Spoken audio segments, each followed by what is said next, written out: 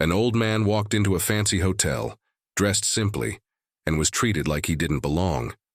The staff didn't know his secret. He wasn't just any guest.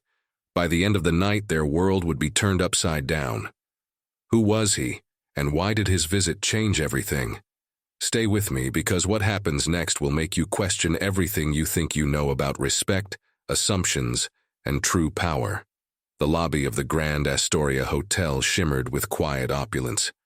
Marble floors reflected the cascading light from ornate chandeliers, and the faint hum of soft jazz floated in the air. Behind the concierge desk, a young man with a crisp suit and an air of self-importance stood with perfect posture, scanning the room for anyone who might disrupt the hotel's carefully curated ambiance. His sharp eyes landed on the man who had just stepped through the gilded doors. The man, elderly yet dignified, paused just inside the entrance, his weathered leather briefcase held firmly at his side. His suit, though tailored, lacked the flashiness of the other guests, blending into the understated tones of his surroundings. A small smile lingered on his lips as he took in the space, his gaze resting for a moment on the chandelier before shifting to the concierge desk. The young concierge stiffened slightly as the man approached. "Good afternoon," the older man greeted with a warm, steady voice. His tone carried the weight of years, gentle yet commanding. "I was wondering if I might inquire about a room." The concierge's lips twitched into a tight smile, one that didn't reach his eyes. "I'm afraid we're fully booked, sir," he said, his words clipped and polite but laced with a faint edge of dismissal. "Perhaps you'd be more comfortable checking the motel down the street. They usually have vacancies." The man didn't flinch. Instead, he tilted his head slightly, as though he hadn't quite heard correctly. His expression remained calm, but there was a flicker of something in his eyes, amusement perhaps, or recognition. "I see," he said, his voice as even as before. "That's unfortunate. This place holds meaning for me." The concierge raised a brow but said nothing. Instead, he glanced at the line forming behind the man, as though urging him to move aside. "We do have a lounge area," the young man added, gesturing toward the far corner of the room, "for guests." The older man followed his gaze. The lounge, bathed in soft golden light, was sparsely populated with well-dressed patrons sipping champagne and nibbling on hors d'oeuvres. A faint smile tugged at the corners of his mouth. "Perhaps I'll rest there for a moment," he said, turning back to the concierge. "Thank you for your assistance." The concierge's smile grew tighter, and he gave a small nod, clearly eager to move on to the next guest. As the man walked away, his steps unhurried, a murmur rippled through the crowd nearby. Conversations briefly quieted, replaced by the sound of curious glances and whispers. The older man seemed not to notice, or perhaps he simply didn't care. His focus was on the room itself, on the details others might overlook. The subtle pattern of the wallpaper, the faint scratches on the edge of the reception desk, the way the light fell unevenly across the marble floor. He chose a seat in the corner of the lounge, placing his briefcase beside him with deliberate care. From his pocket, he withdrew a slim pair of reading glasses and a folded newspaper, though his eyes didn't seem to follow the print. Instead, he appeared to be watching, waiting. His presence was quiet but undeniable, like a stone at the center of a slow-moving stream. Across the lobby, the concierge leaned toward a colleague, his voice low but audible enough for a few nearby to hear. "Some people just don't know their place," he said with a smirk. The colleague didn't respond, glancing uneasily toward the man in the lounge. The young concierge shrugged, returning his attention to the next guest with the same polished smile. The older man, still seated in the lounge, folded his newspaper neatly and placed it back in his lap. He let his hand rest on the handle of his briefcase, his fingers brushing against the worn leather. His gaze lifted to the grand chandelier above, his expression unreadable. But in his mind, a moment-long past flickered to life, a younger version of himself, standing outside this very hotel, gazing through the glass doors, unable to enter. The memory was vivid, but he blinked it away, returning his focus to the present. The whispers around him grew louder, and though no one approached him directly, their eyes lingered a little too long, their gazes speaking volumes. He remained silent, his calm demeanor unbroken, as if he were waiting for something, or someone. The air in the lounge grew heavier as more guests filtered in, their quiet conversations punctuated by soft laughter and the occasional clinking of glasses. The old man remained seated, still and observant, his presence an anomaly in the sea of bustling activity.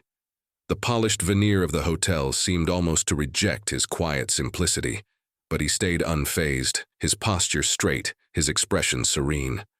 From his vantage point, he watched the concierge continue his work, effortlessly charming the wealthier patrons, his posture changing depending on the guest before him.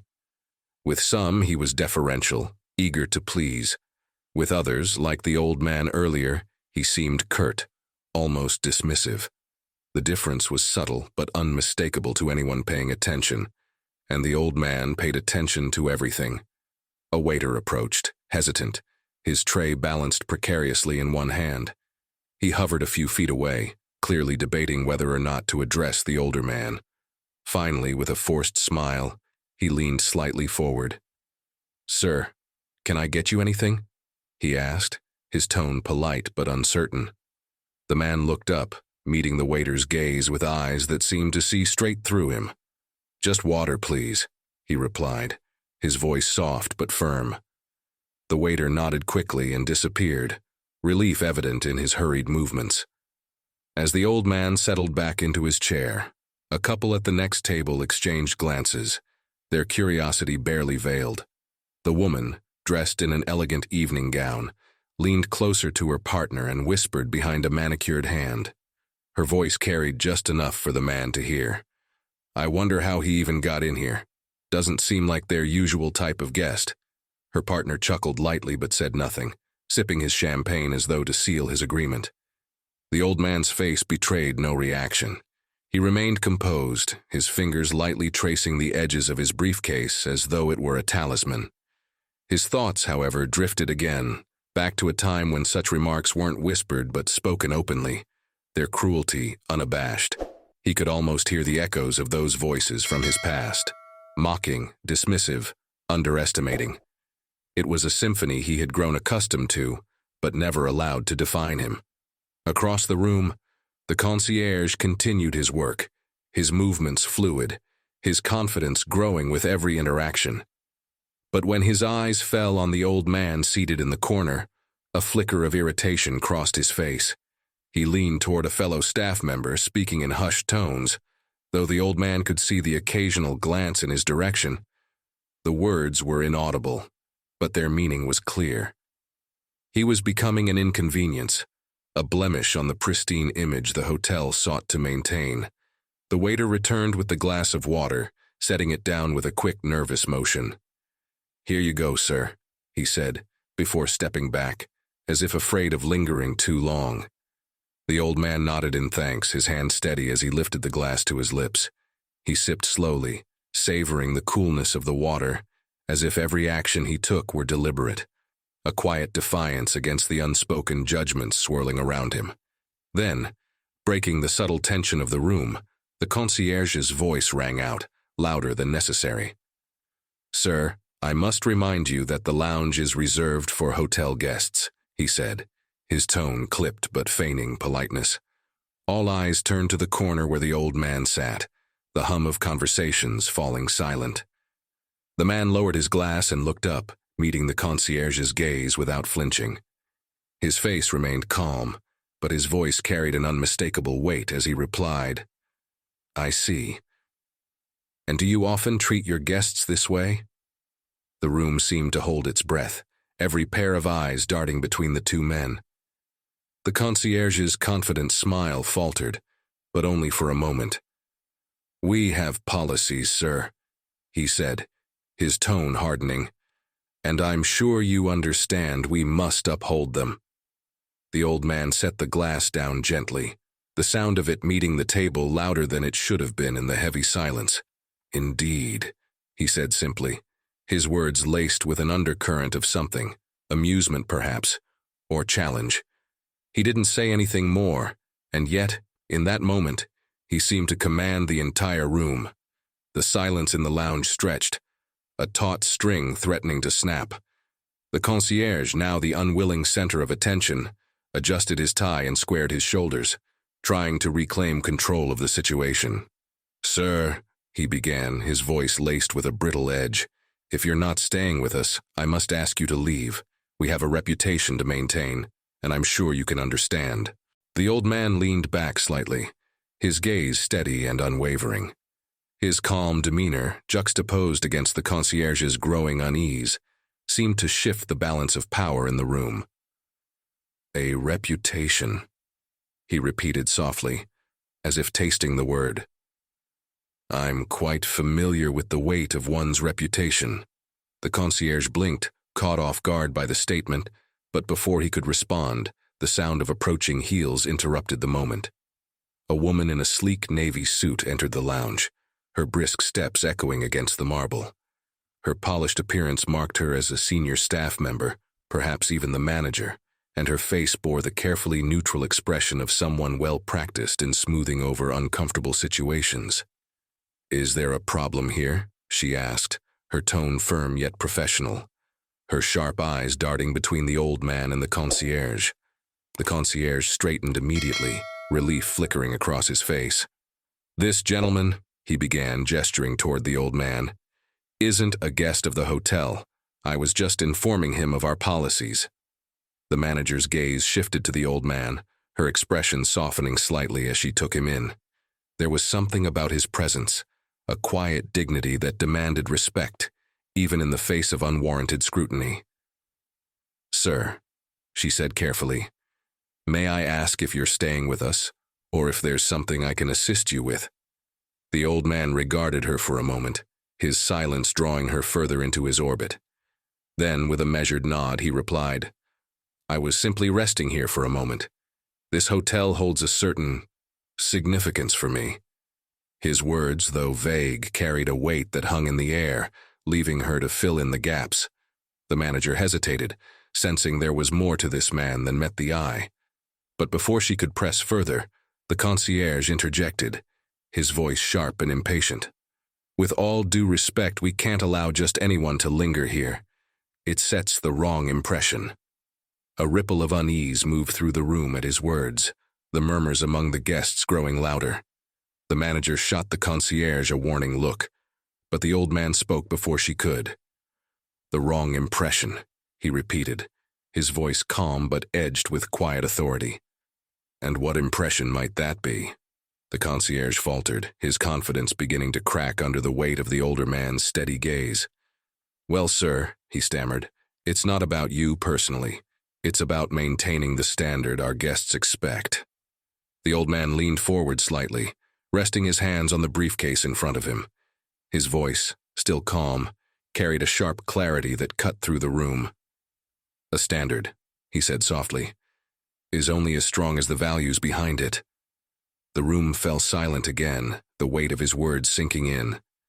The manager, clearly uncomfortable with the tension, cleared her throat and said, "Perhaps we could move this conversation to a more private setting?"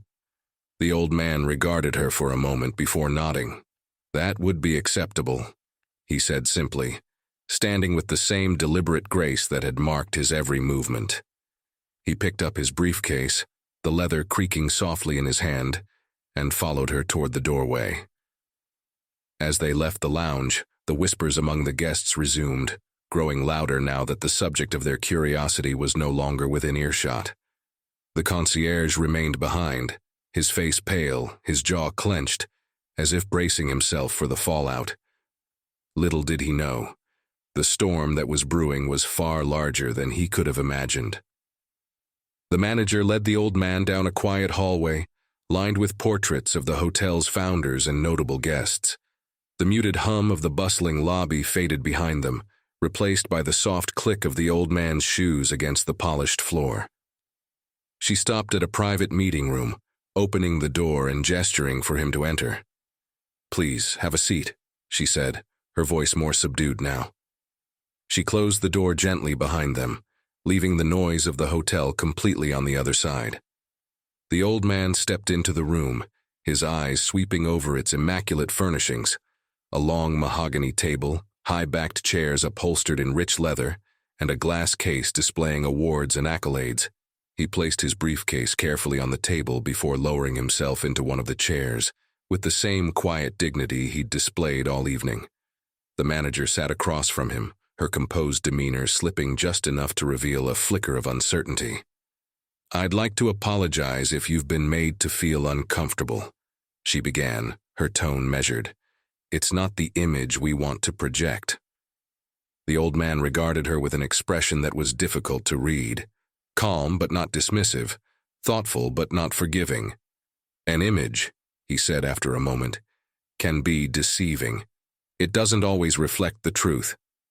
The manager blinked, caught off guard by the statement. She leaned forward slightly, clasping her hands together on the table. "I assure you, sir, we strive to ensure every guest feels welcome here. If something, or someone, has fallen short of that standard, I'd like to know so we can address it." The old man's gaze didn't waver. "Do you often ask your guests to leave the lounge because they don't look the part?" he asked, his voice calm but direct. The manager flushed slightly, her professional mask beginning to crack. "That isn't our policy," she said quickly. "And if any member of my staff implied otherwise, I will make sure it's addressed immediately." The old man leaned back in his chair, his fingers brushing the edge of his briefcase. "I've been here before, you know," he said, his voice softer now, almost contemplative. The manager tilted her head slightly, confused. "You've stayed with us before?" "Not as a guest," he replied, his eyes drifting to the glass case of awards. "The last time I was here, I stood outside those doors, looking in. It was a long time ago. Things were different then." The room grew quiet, the weight of his words sinking in. The manager shifted uncomfortably, unsure how to respond. "I wasn't aware," she said finally. "But I hope you'll find that things have changed." The old man's lips curled into a faint smile, though it didn't quite reach his eyes. "Change," he said, "is often measured in small moments, like how a man is treated when he walks into a room." The manager opened her mouth to respond but stopped as the door to the meeting room opened abruptly. The concierge stepped in, his expression a mix of confusion and irritation. "Excuse me," he said, addressing the manager but pointedly ignoring the old man. "I wasn't informed about this meeting." The manager frowned, her authority returning as she turned to face him. "This is a private discussion," she said firmly. "I suggest you return to your station." The concierge, however, didn't budge. "With all due respect," he said, his voice low but insistent, "if this is about our standards, I believe I should have a say." The old man's eyes flicked to the young man, studying him with the same calm intensity he had displayed earlier. "You seem very concerned about standards," he said quietly, his voice carrying an edge of something deeper, something that made the concierge pause mid-step. The manager glanced between the two men, sensing the tension thickening in the room. She opened her mouth to intervene, but the old man spoke again, his tone unwavering. "Perhaps it's time we talked about what those standards are built upon." The room felt charged, the air thick with unspoken words. The concierge hesitated, caught in the steady, unyielding gaze of the old man. For a moment his practiced confidence faltered, and the faintest trace of discomfort flickered across his face. The manager cleared her throat, her voice firm but laced with an edge of unease. "Mr. Coleman," she said, addressing the concierge by name, "I believe your presence here is unnecessary. I will handle this matter." But the old man raised a hand, a quiet gesture that somehow commanded the room. "Let him stay," he said calmly, his voice steady but carrying a weight that brooked no argument. He turned his attention fully to the concierge, who now seemed far smaller in the grand meeting room. "You spoke earlier about maintaining the hotel's reputation," the old man began, his words measured and deliberate. "You seem to believe that certain people like me, don't belong here." The concierge stiffened, his composure returning as he squared his shoulders. "That's not what I said," he replied quickly, though his voice lacked its earlier bravado. "I was simply enforcing our policies." The old man tilted his head slightly, studying him with quiet intensity. "Policies," he repeated, his tone almost contemplative. "And do these policies extend to judging someone before they've even spoken, before you know who they are or why they've come?" The concierge opened his mouth to respond, but no words came. The silence stretched, filling the space between them like a tangible force. The old man let it linger before continuing, his voice soft but unyielding. "I've seen men like you before," he said, his gaze never leaving the younger man. "Men who look at someone and decide in an instant that they're less, that they don't belong. It's not your fault entirely. Perhaps it's what you've been taught or what the world has shown you. But it is your choice to continue believing it." The manager shifted uncomfortably in her chair, her eyes darting between the two men. She seemed torn between her loyalty to her staff and the undeniable gravity of the old man's words. "Sir," she began, trying to steer the conversation back into safer territory, "I assure you, this isn't reflective of our hotel's values." The old man cut her off with a gentle wave of his hand, his eyes never leaving the concierge. "Values," he said, his voice carrying an undercurrent of steel. "They're easy to claim, but harder to uphold. You don't measure them by how you treat the powerful, the wealthy, or the familiar. You measure them by how you treat those you think have nothing to offer." The room fell silent again, the weight of his words pressing down like a heavy blanket. The concierge shifted on his feet, his polished veneer beginning to crack. "With all due respect," he said finally, his tone defensive, "I didn't mean any offense. I was just doing my job." The old man leaned back in his chair, his expression unreadable. "If this is how you do your job," he said quietly, "perhaps you're in the wrong one." The words hung in the air, cutting through the room like a blade. The concierge's face flushed, and he looked to the manager for support, but she remained silent, her lips pressed into a thin line. For a moment, no one spoke. Then the old man reached for his briefcase, his movements slow and deliberate. He placed it on the table and unlatched it with a quiet click, his eyes still on the concierge. "Let me tell you a story," he said, his voice soft but commanding. "It might help you understand why I'm here, and why this moment matters more than you realize." The concierge hesitated, his earlier confidence all but gone, but he nodded reluctantly, his curiosity momentarily outweighing his discomfort. The manager sat back in her chair, her own intrigue overcoming her unease. The old man opened the briefcase and pulled out a single weathered photograph. He held it up, the edges frayed, the image faded but still clear enough to make out the scene. It was a picture of the hotel's entrance, taken decades earlier. Standing in front of the grand doors was a young man, dressed in work clothes, his expression a mix of determination and longing. "That's me," the old man said simply, his voice carrying the weight of years. "The first time I came to this hotel, but back then I wasn't allowed inside. I stood out there for hours wondering what it would feel like to belong in a place like this." He set the photograph on the table, his hand lingering on it for a moment before looking back at the concierge. "I've come a long way since that day," he said, his voice steady but tinged with something deeper, something unshakable. "But some things, some attitudes it seems haven't changed at all." The room was silent, save for the faint hum of the air conditioning. The old man's words hung in the air, weaving themselves into the quiet, leaving an undeniable weight that pressed on the manager and the concierge. The photograph, resting on the polished mahogany table, seemed to stare back at them, a tangible reminder of a history neither had considered. The manager leaned forward, her gaze fixed on the photograph. Her polished professionalism gave way to something more genuine, curiosity mixed with guilt. "You worked here?" she asked hesitantly, her voice barely above a whisper. The old man's lips curved into a faint smile, though his eyes remained distant, as if seeing a memory that no one else in the room could access. Worked? No, he replied. I wasn't even allowed to apply. But I stood outside those doors, hoping for an opportunity. I used to tell myself I'd come back someday, not as a worker, but as someone who belonged. His words struck something deep within the manager. She glanced at the concierge, whose rigid posture had softened, his arrogance replaced by an awkward silence. The man in front of them was no longer just a guest. He was a story they had never bothered to read, a chapter of history they had ignored.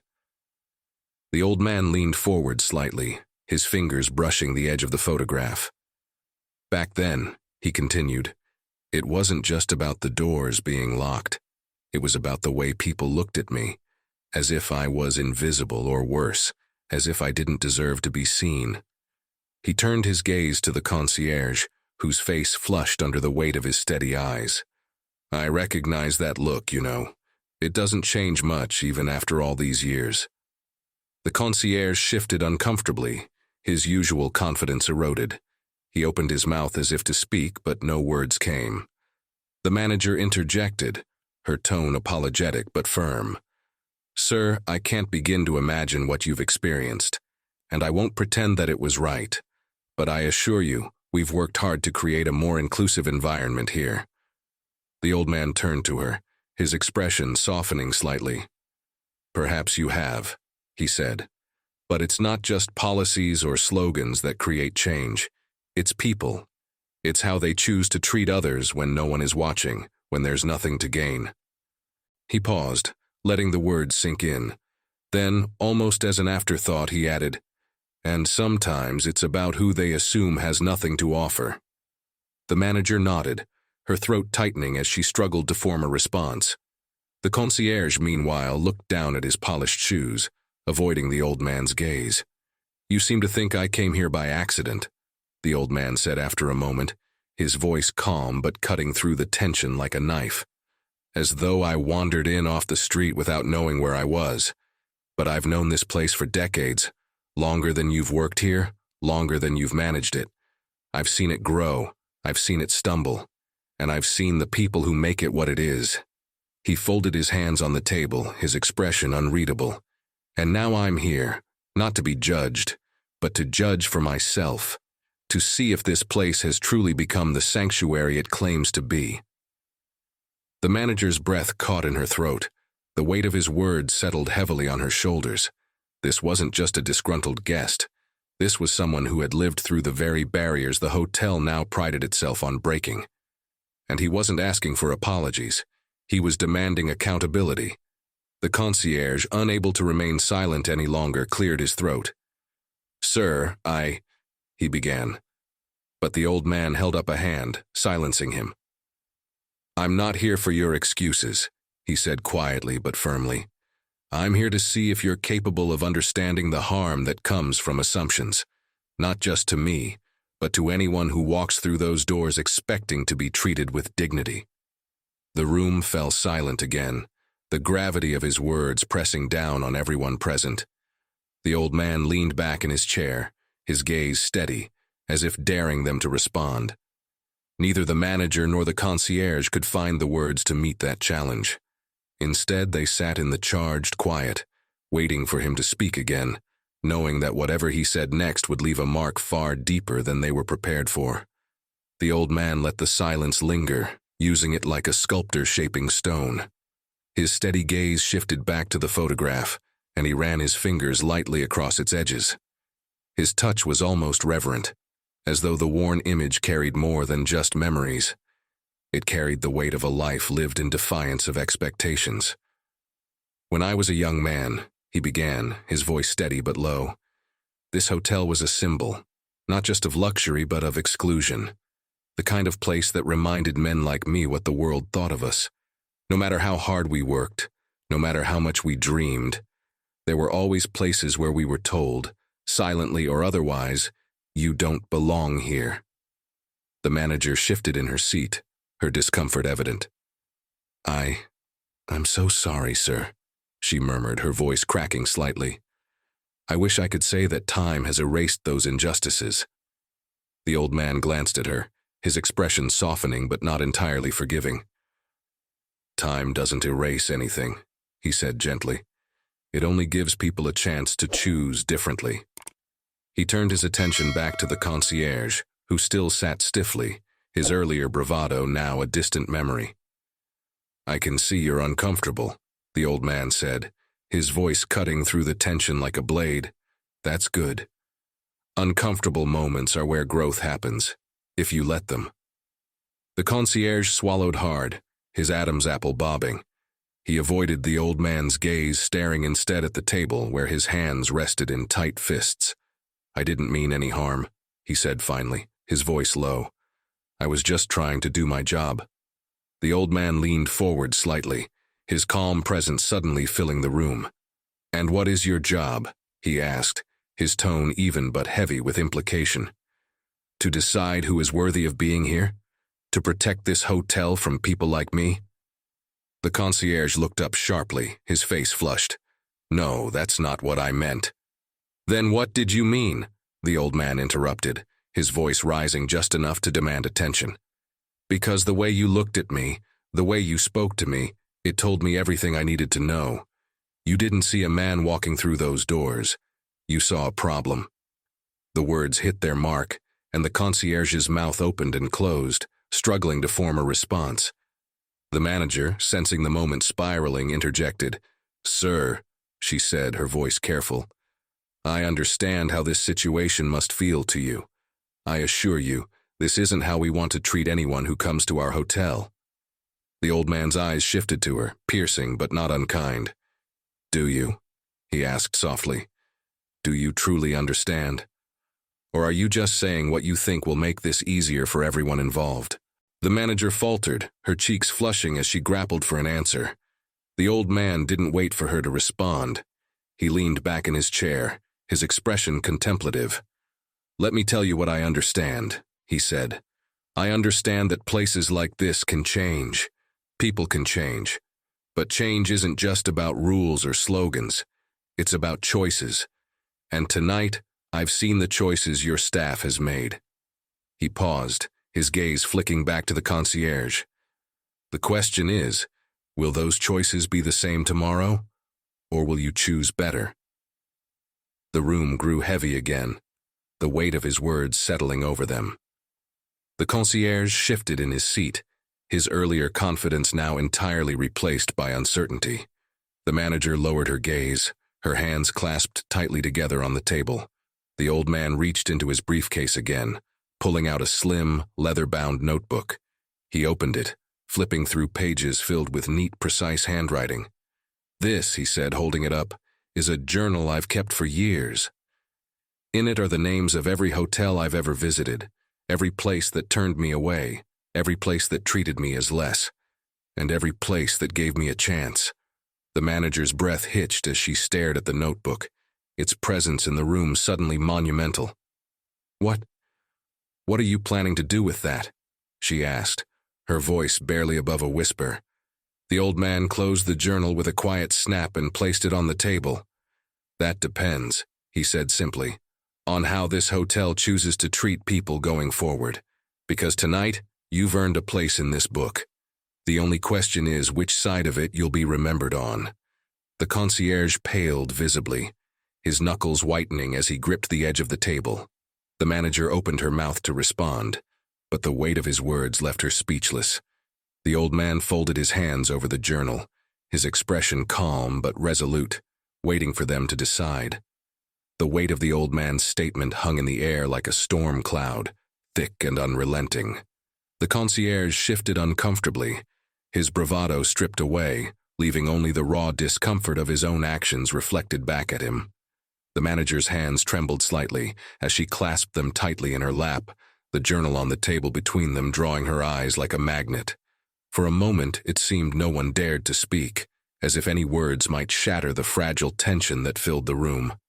Then the old man broke the silence, his voice calm but cutting through the air like a blade.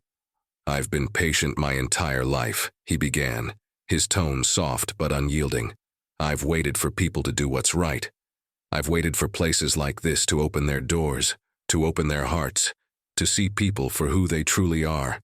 not for the color of their skin, the weight of their wallet, or the assumptions made about their worth. His gaze settled on the concierge, who sat frozen, his face pale.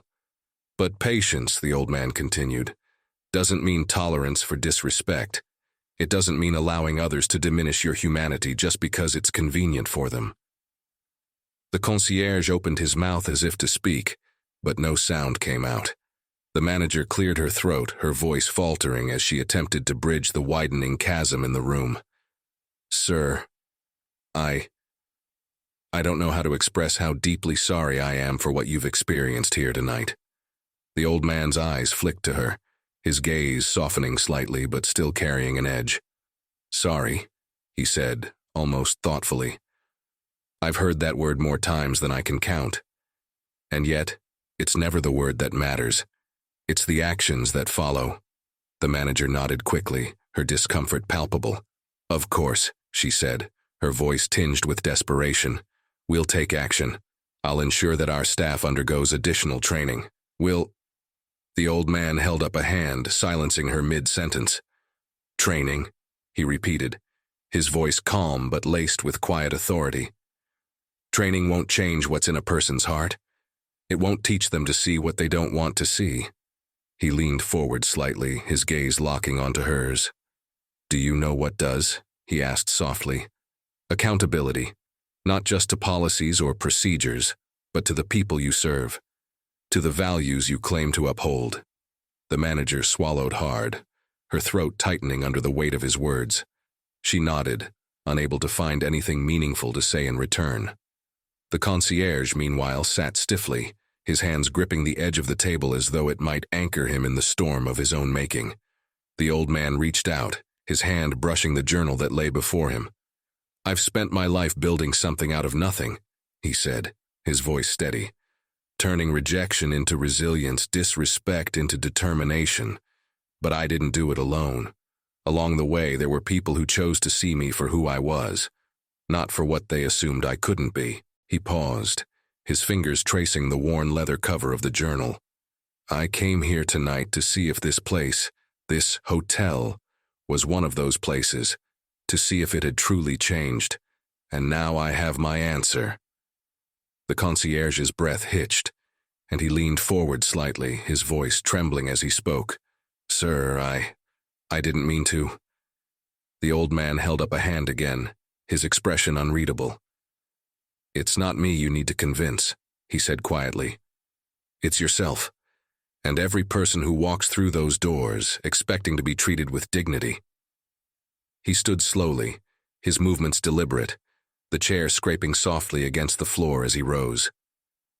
The journal remained on the table, a quiet testament to his presence and his words.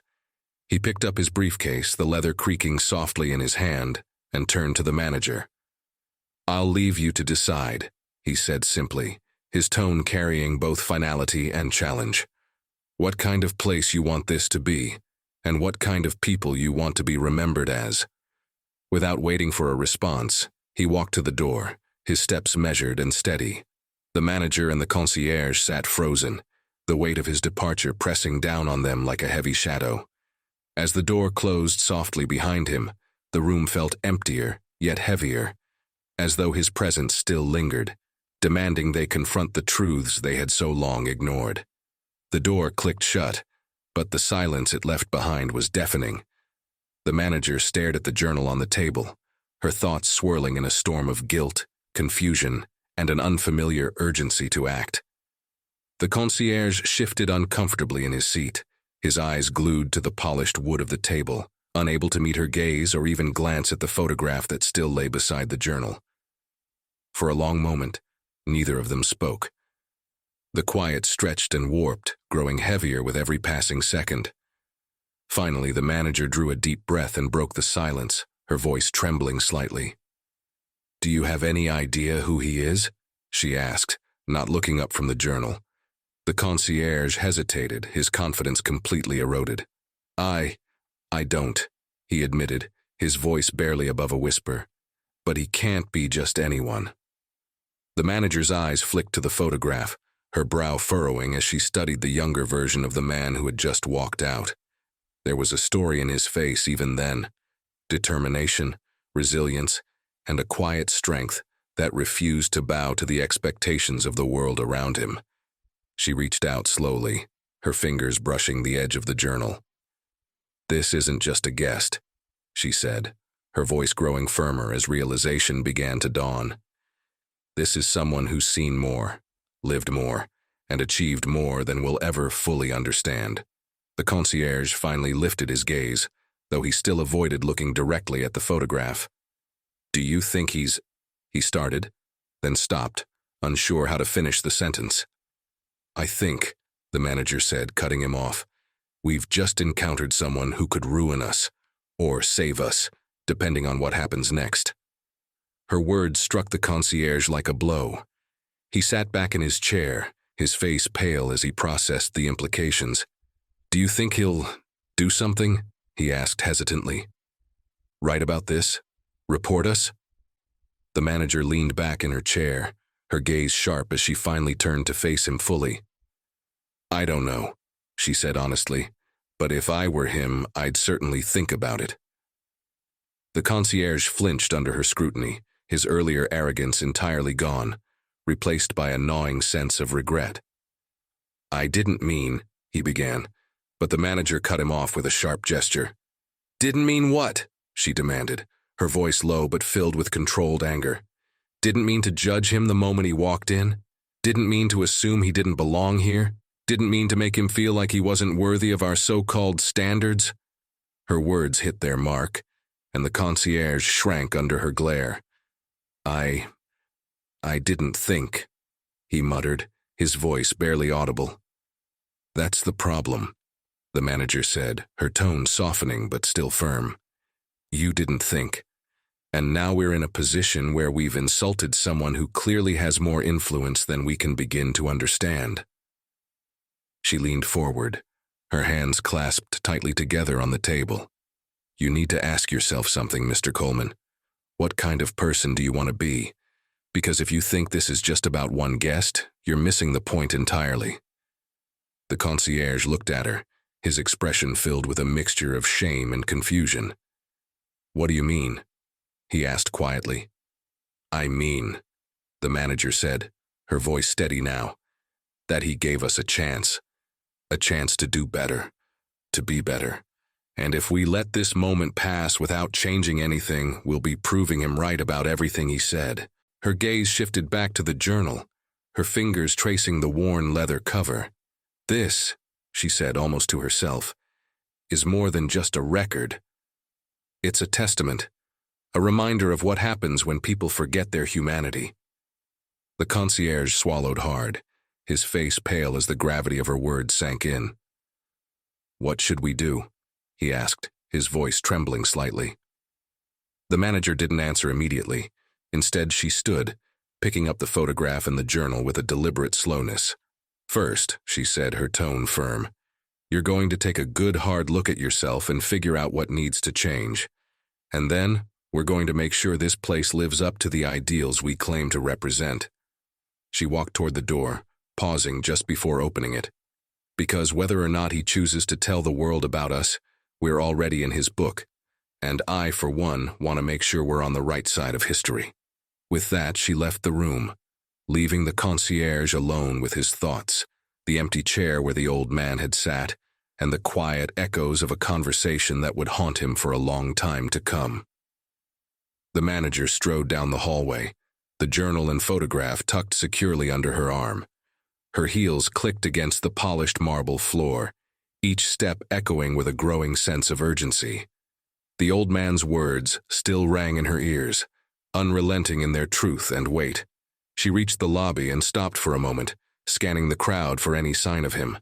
He was nowhere to be seen.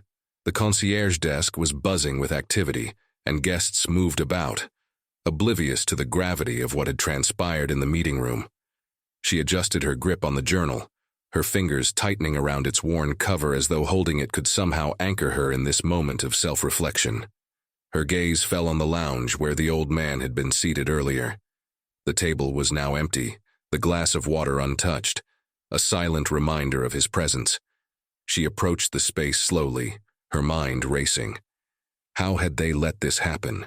How had they allowed their carefully cultivated image to mask the very prejudice they claimed to have moved beyond? As she stood by the table, a young bellhop approached her hesitantly, his expression cautious. "Ma'am," he said softly, "is everything all right? You look troubled."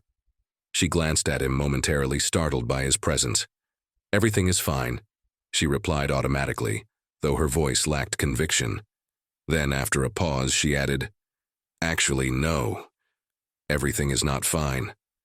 The bellhop's eyebrows furrowed in concern, and he took a small step closer.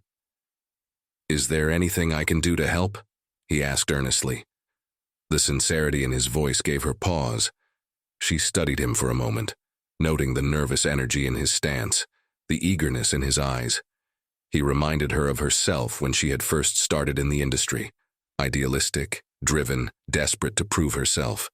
"There is," she said finally, her voice soft but firm. "I need you to find the gentleman who was sitting here earlier. An older man carrying a leather briefcase. He left not long ago." The bellhop nodded quickly. "Of course, ma'am. I'll check the lobby and the front entrance. If he's still on the premises, I'll find him." "Thank you," she said, her tone sincere. "And please, be respectful. He's not just any guest." The bellhop nodded again, his expression serious, and hurried off toward the lobby. The manager remained by the table, her thoughts churning. She glanced down at the photograph in her hand, the image of the younger version of the old man staring back at her with quiet determination. She sighed deeply, the weight of the moment pressing down on her. For years, she had prided herself on creating an environment that celebrated inclusivity and respect. Yet tonight, she had been forced to confront the cracks in that facade, laid bare by a man who had every right to demand better. Her thoughts were interrupted by the return of the bellhop, his steps quick and purposeful. "Ma'am," he said, slightly out of breath, "I found him. He's just outside, waiting near the fountain." Relief washed over her, though it was tinged with a sense of dread. She nodded, clutching the journal and photograph tighter. "Thank you," she said. "I'll take it from here." The bellhop stepped aside, watching as she made her way toward the grand entrance of the hotel. The evening air greeted her as she stepped outside, cool and crisp against her skin.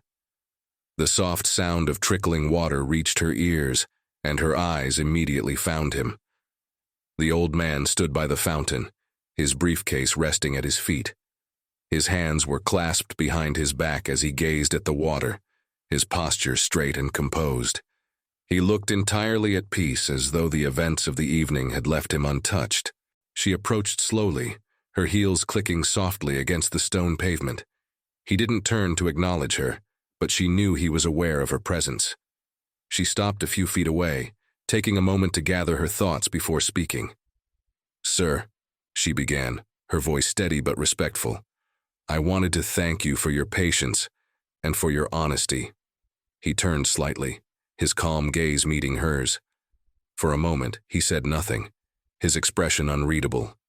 Then he nodded, a small but deliberate gesture that felt heavier than any words could have been. "I didn't come here to be thanked," he said finally, his voice as steady as ever. "I came here to see what this place has become, and to see if it's worth believing in." The manager's breath caught in her throat, but she forced herself to hold his gaze. "And?" she asked softly, her tone filled with quiet hope and apprehension. "What do you believe now?" He regarded her for a long moment, his eyes searching hers. Then, with a small, enigmatic smile, he said, "That depends on what happens next."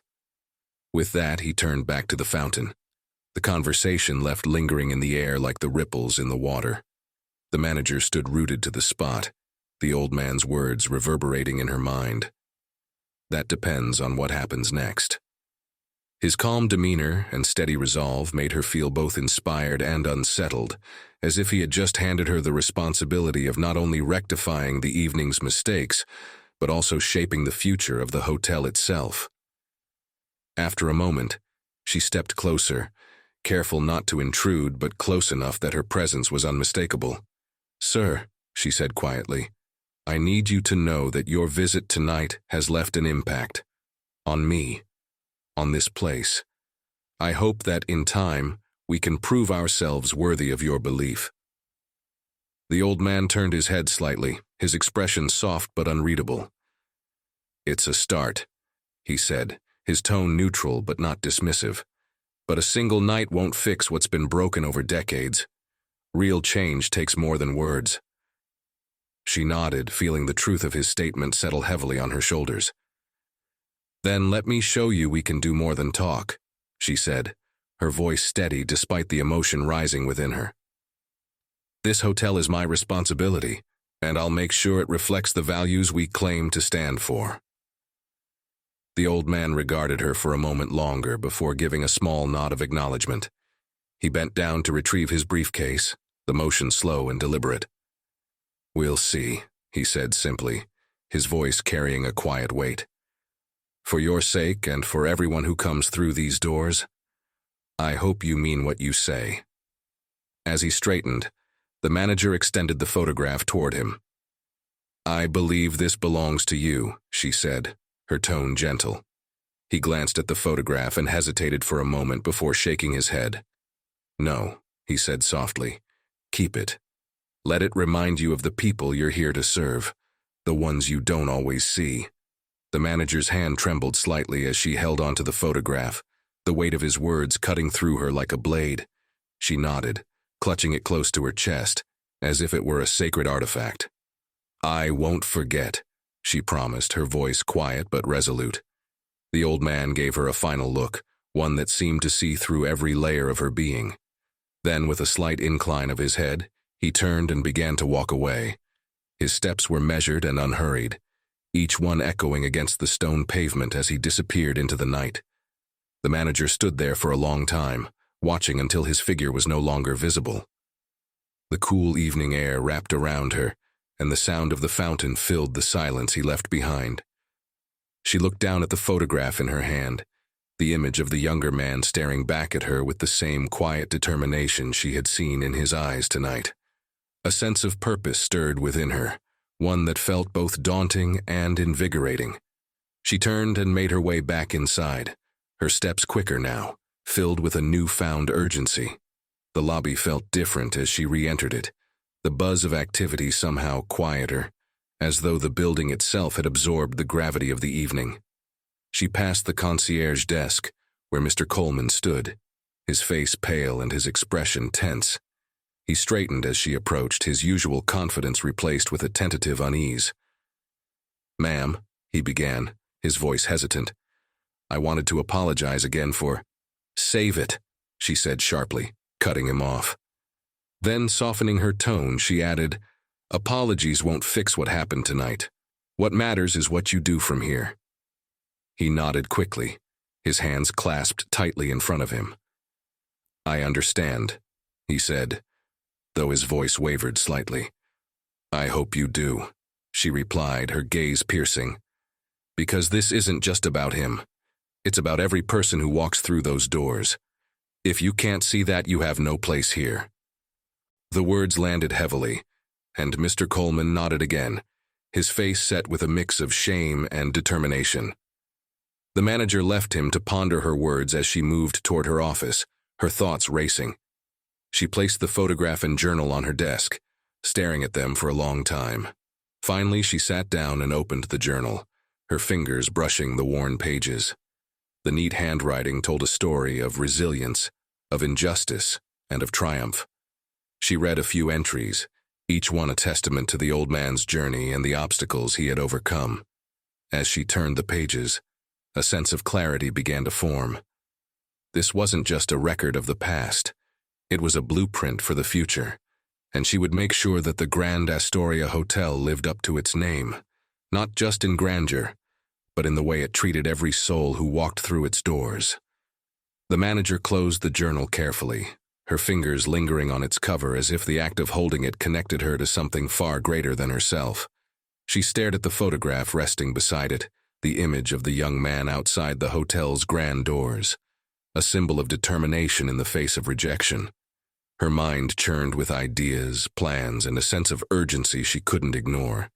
Tonight wasn't just an incident to be rectified, it was a turning point. She glanced at the clock on the wall. It was late, but she knew there was no time to waste. She pressed the intercom button on her desk, her voice calm but resolute as she addressed her assistant. "Emma, please gather the senior staff.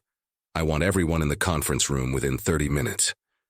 There was a brief pause, and then Emma's voice crackled through the speaker, slightly hesitant. "At this hour, ma'am? Is something wrong?" "No," the manager replied firmly, "but something needs to change, and it starts now." The determination in her voice left no room for argument. She released the button and leaned back in her chair, letting out a slow breath. The events of the evening played through her mind, each moment sharpening her resolve. She thought of the old man's words, his quiet strength, and the challenge he had left her with. That depends on what happens next.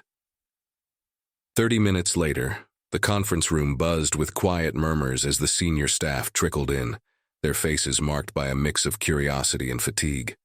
Some exchanged puzzled glances, while others looked downright annoyed at being summoned so late.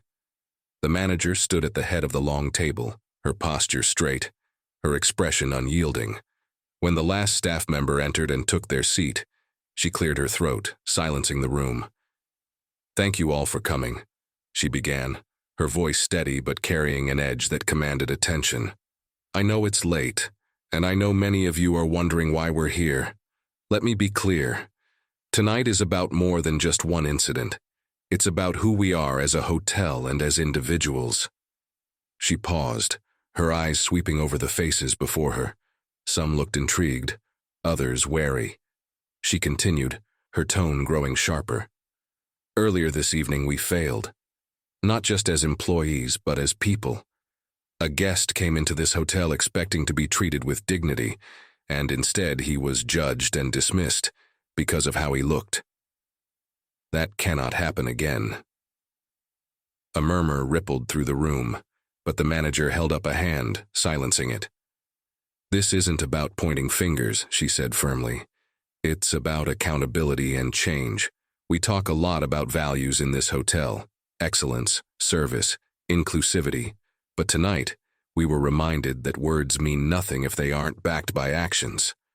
She turned and picked up the photograph from the table behind her, holding it up for the staff to see.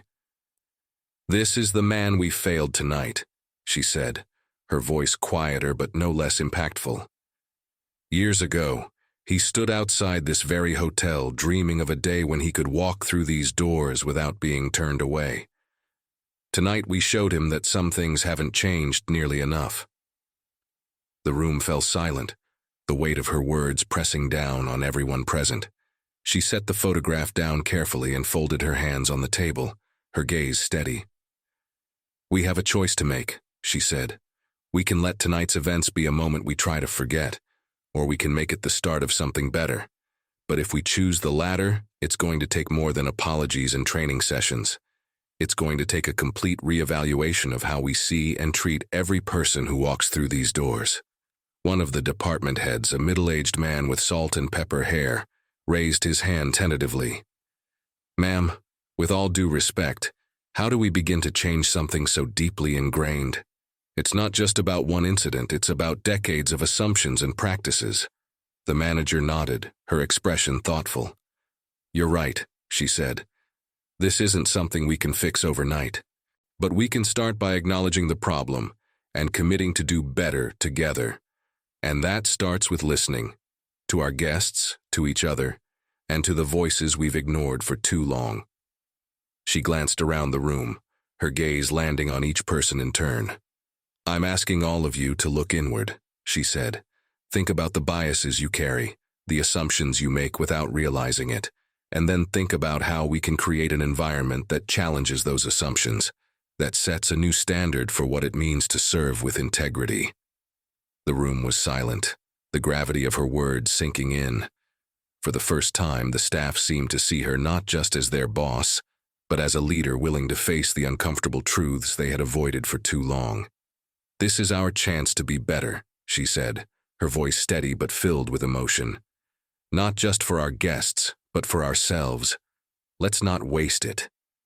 She stepped back, letting the silence speak for itself. One by one, the staff nodded, their expressions shifting from doubt to determination. The manager watched them, a flicker of hope sparking within her. Change wouldn't be easy, but tonight, they had taken the first step. And for the first time, she felt certain that they wouldn't be walking this path alone. The meeting concluded with a quiet but resolute energy hanging in the air. The staff dispersed, some still deep in thought, others whispering among themselves about the gravity of the manager's words. The manager lingered in the conference room, her fingers tracing the edges of the photograph as she sat alone at the long table. Her assistant, Emma, appeared hesitantly in the doorway, clutching a notebook against her chest. "Ma'am," she said softly, not wanting to intrude. "I wanted to let you know that Mr. Coleman has requested a moment of your time before he leaves for the night." The manager sighed and glanced at the clock. It was late, but she had expected this. "Send him in," she said, her tone measured. Emma nodded and disappeared, and a moment later, Mr. Coleman entered the room. His posture was rigid, and he looked noticeably uncomfortable, as though carrying the weight of his earlier actions. He stood near the doorway, unsure of whether to sit or speak.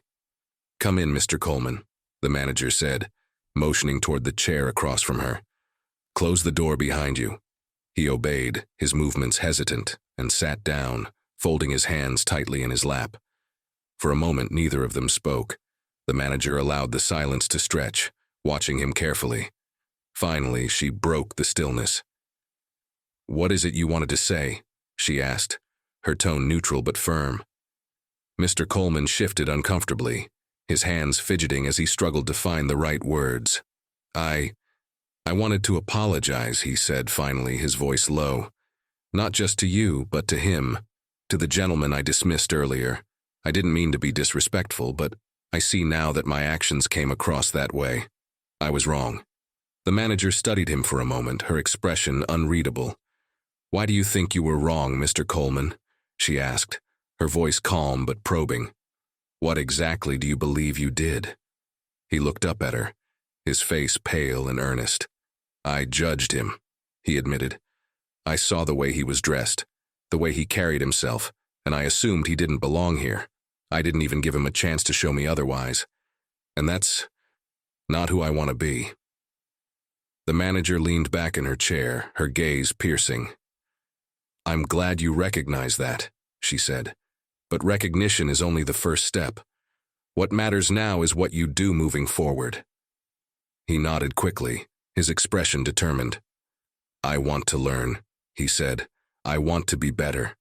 For the hotel, for our guests, and for myself." The manager tilted her head slightly, considering his words. "Do you understand what that will require?" she asked. "This isn't about checking boxes or attending a training session. It's about challenging the way you see the world and the people in it. It's about unlearning habits and assumptions that you may not even realize you have." "I do," he said firmly, though there was a flicker of uncertainty in his voice.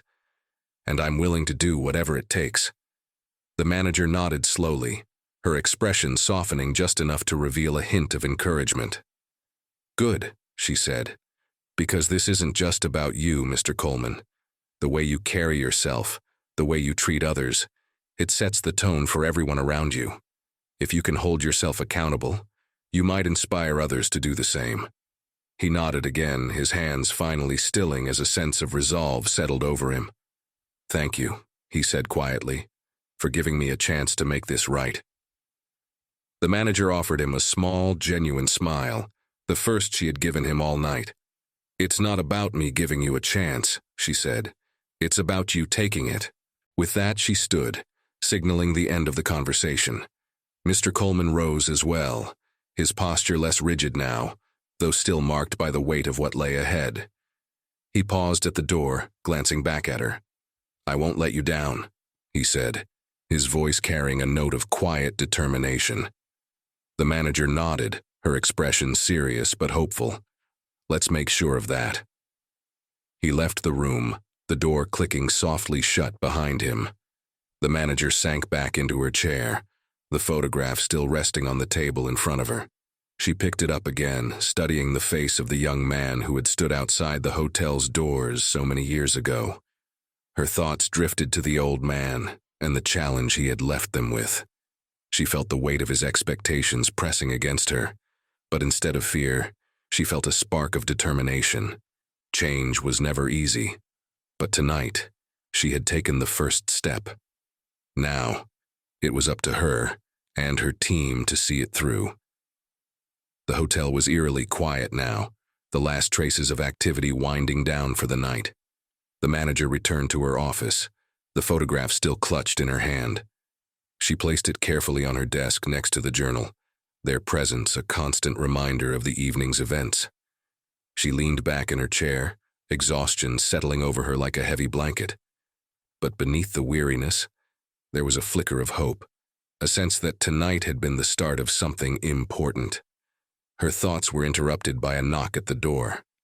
"Come in," she called, straightening in her seat.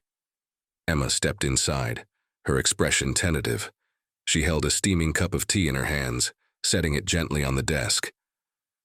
"I thought you might need this," she said softly. The manager smiled faintly, grateful for the gesture. "Thank you, Emma," she said, her voice warm. "It's been quite a night." Emma hesitated, then sat in the chair opposite the desk. "I couldn't help but overhear some of the meeting earlier," she admitted. "What happened tonight? It's going to change things, isn't it?" The manager nodded slowly, her gaze drifting to the photograph. "It has to," she said firmly. "We've been complacent for too long, thinking that just saying the right things was enough. But tonight reminded me that actions matter far more than words." Emma glanced at the photograph, her brow furrowing slightly. "Who is he?" she asked, her voice curious but respectful. The manager picked up the photograph, her fingers brushing its edges. "He's someone who's seen the worst of what this place used to be and still chose to come back," she said. "Someone who's given us a second chance we don't deserve." Emma nodded, her expression thoughtful. "Do you think he'll come back again?" The manager smiled faintly, though there was a hint of uncertainty in her eyes. "That depends," she said, "on whether we can show him that we're capable of change, real change." Emma leaned forward slightly, her voice earnest. "If anyone can make that happen, it's you." The manager's smile grew, a touch of gratitude softening her features.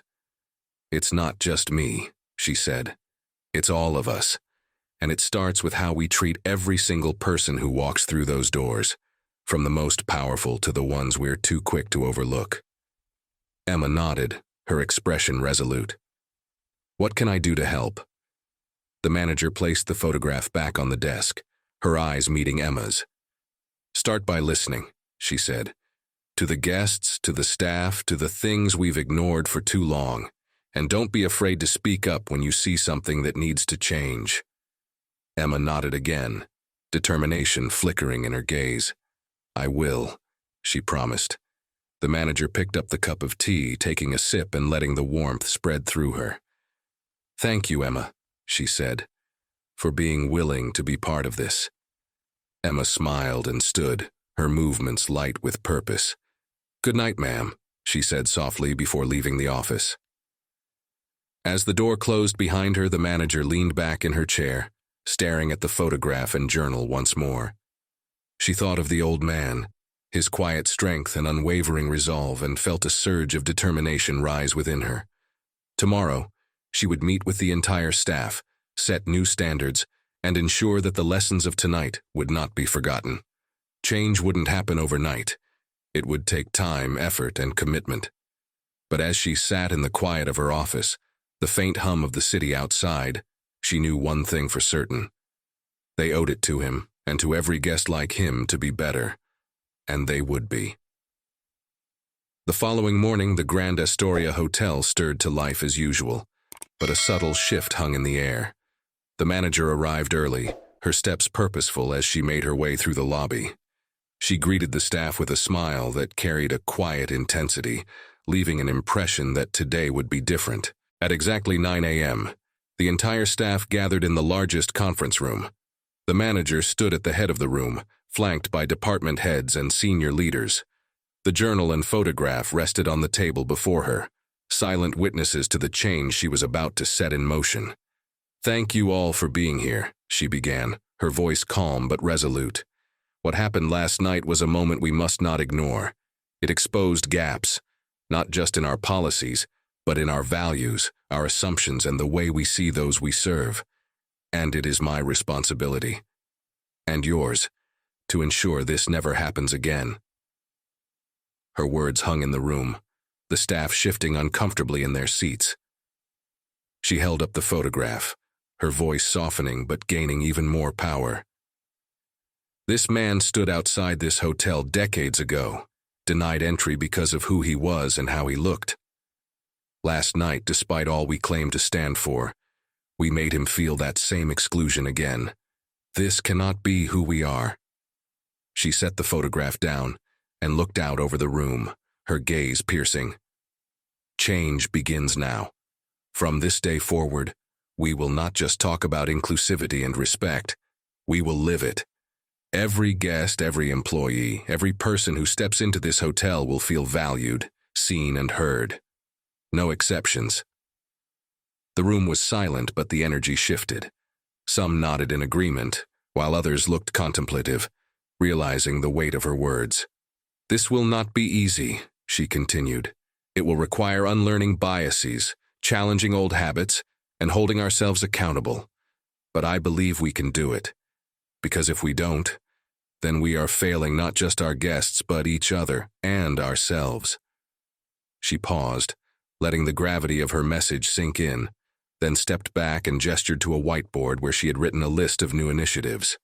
"We're starting with concrete actions, bias awareness workshops, open forums for staff to share concerns, and a commitment to actively listen to feedback from our guests. This isn't a one-time fix. It's a lifelong commitment to growth." The staff began to nod more confidently now, the room buzzing with a quiet determination. She closed the meeting with a final, powerful statement. "Every one of us has the power to shape the experience of this hotel. Let's make sure we use it wisely." As the staff dispersed, the manager felt a flicker of hope. Change would take time, but the first steps had been taken, and that, she knew, was enough to begin. Later that evening, the manager found herself standing in the lobby, watching the ebb and flow of guests as they checked in, conversed, and moved about. The hotel felt alive, buzzing with the energy of people from all walks of life. She felt proud but cautious, knowing the real test lay not in the plans they had made, but in their execution. She turned her gaze toward the doors, half hoping to see the old man walk through them again, his briefcase in hand, and his calm demeanor unchanged. But the entrance remained empty, save for the occasional guest arriving or leaving. Her thoughts drifted to him, to his quiet challenge, and the legacy he carried with him. She thought of the journal he had left behind, a record of pain and progress that now sat in her office as a reminder of what was at stake. As she stood there, a young family entered the lobby, a mother, father, and their two small children. The concierge, Mr. Coleman, greeted them warmly, his smile genuine as he helped them with their bags and offered directions to their room. The manager watched him closely, noting the subtle but significant change in his demeanor. He moved with purpose and sincerity, his actions now reflecting the values she had spoken of that morning. A small smile touched her lips. It was a start, a small but meaningful step toward the future they had promised to build. She turned back toward her office, the weight of the photograph and journal still fresh in her mind. Change would not come all at once, but she felt a sense of quiet confidence that it was possible. As she walked through the grand halls of the hotel, the soft hum of activity around her, she thought of the old man's words one last time. That depends on what happens next. And for the first time, she believed they would get it right.